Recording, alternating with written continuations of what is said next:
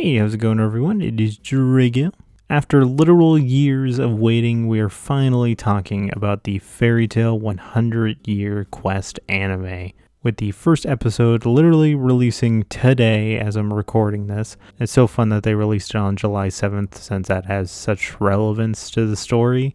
It's so nice for the series to be back and just so nice to see so many familiar faces once again, and I just want to give my thoughts about the series and this first episode. I don't think I'm going to really go into too many 100-Year Quest spoilers, but just kind of a preemptive warning just in case I do about talking about the manga, but I don't believe I'm going to. Because this first episode really only covers the first 3 chapters of the manga. It does a really good job of adapting these first 3 chapters. They do add a few scenes here and there that add little bits and pieces between the chapters to, flesh things out a bit more. So firstly, probably the elephant in the room is the art style, since this has been changed multiple times throughout Fairy Tail's run. I'm actually really enjoying the art style. Obviously, they have it more in line with the 100-Year Quest manga itself compared to Mashima's style. I really enjoy how colorful the art style is this time around. So far, this first episode seems very bright and vibrant. All the colors are really saturated compared to, 2014, where that was really muted in color and kind of desaturated. In final season, kind of saturated things more, but it was still more in line with 2014. And also, it's kind of maybe going more back to more colorfulness of the OG Fairy Tail. Everyone looks really nice, their designs are really clean, and kind of as we're talking about the animation here, that's going to lead into the first opening. I think this first opening is like one of the cleanest openings we've ever had.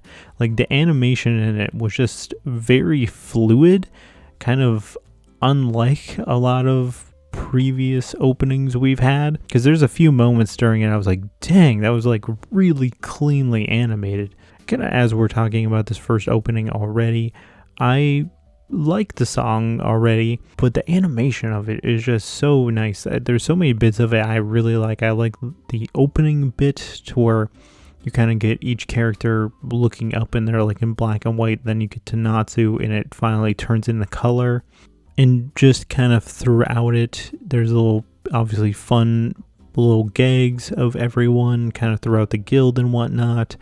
I like that you kind of get almost an old school Fairy Tail feel of them just going on an adventure, because you have a lot of shots of them pulling the cart.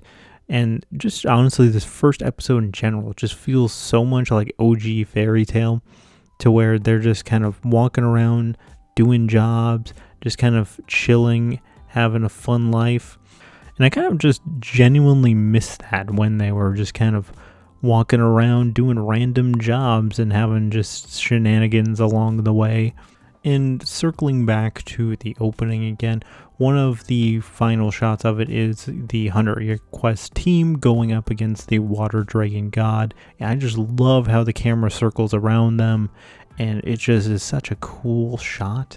Going with the theme of adventure, I love how it ends to where they're just all kind of standing on the cliff and they're, obviously going off to go do the 100-Year Quest, and it just kind of really brings back that OG Fairy Tail feel with them just going off and going to do their job.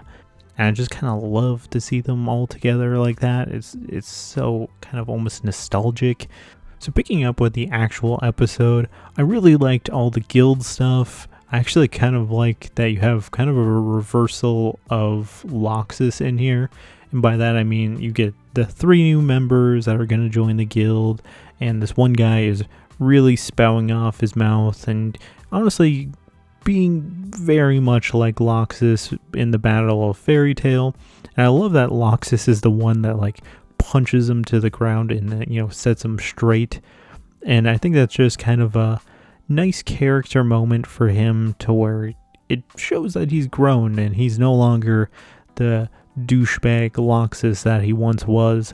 I also like that they immediately followed it up with the Thunder Legion. I think that's kind of fun that they joined in on it because they were also part of that.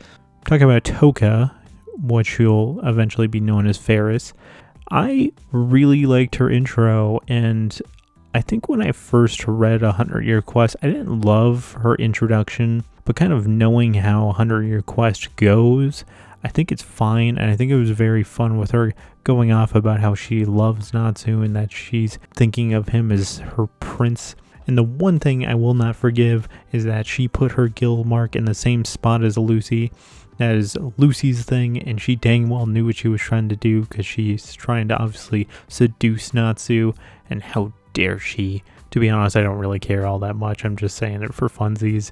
But yeah, her and like how she has a rivalry with Juvia, I thought those bits were animated super funny. I love that when Gajeel is going to go investigate her, that he has to go dress up in a detective outfit, and Lily also joins in on it. But then you have like Juvia and Levy with them, and just like, what are you two doing? And why are we here? So talking about the main 100 Year Quest team and their portion of this episode, I absolutely loved all the bits with them. I think they're all very classic Fairy Tail. Some of my favorite bits of this episode and how they animated it was when they were talking about mythical creatures being in the names of guilds. Obviously you have Fairy Tail, Lamia Scale, Sabertooth. So Gray brings up, we are called Fairy Tail, but we don't actually have any fairies. And then Lucy's like pointing at herself like, but I'm a fairy. To be honest, I thought that was going to be an Evergreen or Urza joke because you have Titania, Queen of the Fairies. But I absolutely love that Lucy thinks of herself as a little fairy, and it was so cute how they animated. I absolutely love that bit. There's just so much fun stuff that they did this episode, like Natsu and Happy making a magic man with the ether nano that's falling on the ground, and they're just having a blast. Or Lucy and Natsu like playing with the little jelly creatures that they run into, and that kind of turning out horribly. But I just think those little bits are so fun with them, just kind of doing mundane random stuff, and they are honestly just the funnest to watch when they're in that element. And most of their bits is obviously setting up the 100 Year Quest, telling you what it's about, them signing the contracts for it.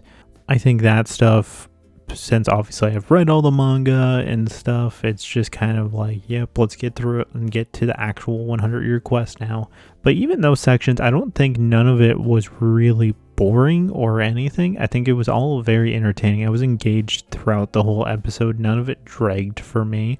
I'll say it's a really good compliment because I usually always watch the dub, and I obviously am only able to watch the sub for this right now. I'll probably make a dub video towards the end here and kind of give overall thoughts about everything when the series is done, which hopefully the dub cast stays the same because, oh gosh, that will be quite annoying if we're like 300 plus episodes in and we get to 100 Year Quest and then all the voices change. I would not enjoy that in the slightest, but it probably will be the same since the rights went to Crunchyroll, and obviously that used to be dubbed by Funimation, which they got bought out by Crunchyroll, and now Funimation no longer exists. So talking about the ending for this set of episodes, I am not in love with the song for this one, but I do really still like the visuals. Particularly they get like Natsu and it had Zeref behind him, or Gray and it had his dad Silver behind him. Kind of a weird justification of people that they picked because a few of them were the dads. Obviously Zeref being his brother. You have Urza with Irene, so the mom, but then you have Wendy with the master of Kate Shelter. So kind of a bit random as to the ones that they picked and what their relation to the person is. To be honest, I never really thought we would see the master of Kate Shelter ever again, let alone in the ending for 100 Year Quest. And kind of very similar to OG Fairy Tail endings, they all have them walking in one direction with the text on the one side of the screen, really bringing that back. They don't really have them running towards camera, but they have them walking away from camera. And most of this ending is them just walking and going on the 100 Year Quest. And, the shots of their luggage cart with Urza hauling it. which dang, I miss that thing with her hauling that giant luggage cart. It's so like iconic for Urza. So kind of wrapping things up here, everyone I think did great this chapter. I think everyone had a little moment throughout the whole chapter, even in the 100-Year Quest crew, because I didn't really talk about Wendy or Urza or Gray all that much, but all of them had really nice moments throughout this episode, and I think everyone is spotlighted very well. So what are your guys' thoughts on the first episode of Fairy Tail 100-Year Quest? It feels unreal to kind of say that because this has been like in limbo for years. Leave in the comments below. Thank you for watching, and this is Drago signing out.